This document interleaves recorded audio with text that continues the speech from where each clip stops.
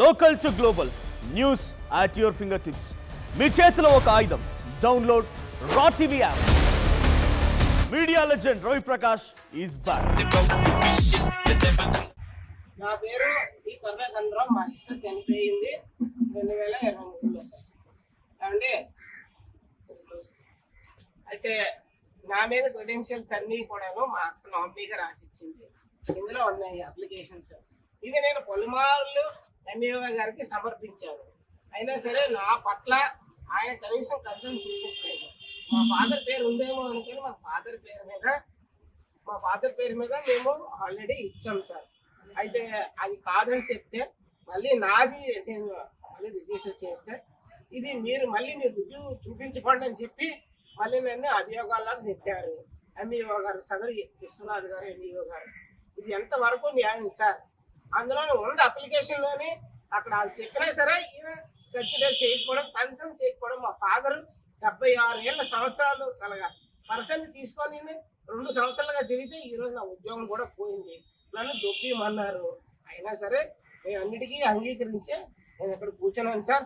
నాకు న్యాయం జరిగేంత వరకు నేను ఈ ఎంఈఓ ఆఫీస్ నుంచి నేనైతే కదలే ప్రసక్తే లేదు.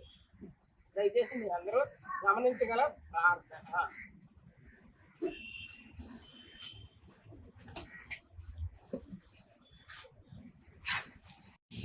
ఎంఈఓ గారు నా పట్ల కక్షపూరితమైన చర్యలు తీసుకుంటారు. ఎందుకంటే ఆయన మీద మేము ఇదివరకు ఇవన్నీ జరుగుతున్నాయి కాబట్టి మేము కంప్లైంట్ ఇచ్చాము. ఆ కంప్లైంట్ ఇచ్చినందుకు గాను ఆయన నా పట్ల కక్షపూరితంగా నిర్ణయాలు తీసుకున్నారు. అందుకనే నన్ను ఇక్కడ కూర్చోబెట్టారు. ఈ రోజున నా ఫైలు అయిపోవాల్సిన ఫైలు అవ్వకుండా ఆయనే నిరాకరించి ఈఓ గారి దగ్గర తీసుకెళ్లి నాపై లేనిపోయిన అభియోగాన్ని సృష్టించారు సదరు ఎంఈఓ గారు. ఇది ఎంతవరకు న్యాయం? ఈ తిరిగిన ఈ 2 ఏళ్లలో నా ఉద్యోగం కూడా ఈ రోజు పోయింది. దీనికి ఎవరు బాధ్యులు? నా ఫ్యామిలీని ఎవరు పోషిస్తారు? ఎంఈఓ గారు పోషిస్తారా? ఇంకెవరైనా పోషిస్తారా? ఈ 2 ఏళ్ళగా తిరిగిన నాకు న్యాయం ఏం జరిగింది సార్? ఒకసారి ఆలోచించండి, దయచేసి చెప్పండి. నా పేరు డి సత్యనారాయణ. నేను గాజువాక మండల ఏపీటీఎఫ్ ప్రెసిడెంట్ సార్. ఈ మధ్యకాలంలో మేలో మేము మా గాజువాక మండల ఎంఈఓ 1 గారు ప్రవర్తన బాగులేదని మేము రిపోర్ట్ ఇవ్వడం జరిగింది సార్ డిఈఓ గారికి. దాని మీద ఏంటంటే డిఈఓ గారు, ఆర్జేడీ గారు వీళ్ళందరికీ మేము పిటిషన్ పెట్టడం జరిగింది. ఆర్జేడీ గారు దాని మీద ఎంక్వైరీ వేశారండి. ఎంక్వైరీ వేస్తే ఆ ఎంక్వైరీలో అందరం కలిపి చెప్పామండి. 2 యూనియన్ల వరకు చెప్పాము. మేము ముఖ్యంగా ఏంటంటే ఒక 8 పాయింట్లు పెట్టి చెప్పామండి.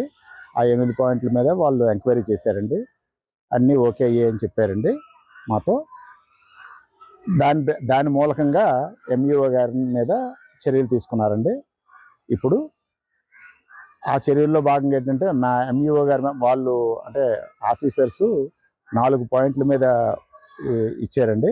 ఆ 4 పాయింట్లు ఏంటంటే ఏఎస్ఎస్ ఇవ్వలేదని ఒకటి, అట్లాగే ఫండ్స్ని మిస్యూజ్ చేశారని ఒకటి, అట్లాగే ఈ అంటే చనిపోయిన ఒక టీచర్కి 2 years వరకు కూడా ఆవిడికి రావాల్సిన బెనిఫిట్స్ అన్నీ కూడా ఇవ్వడానికి ఆయన డిలే చేశారని పెట్టారండి.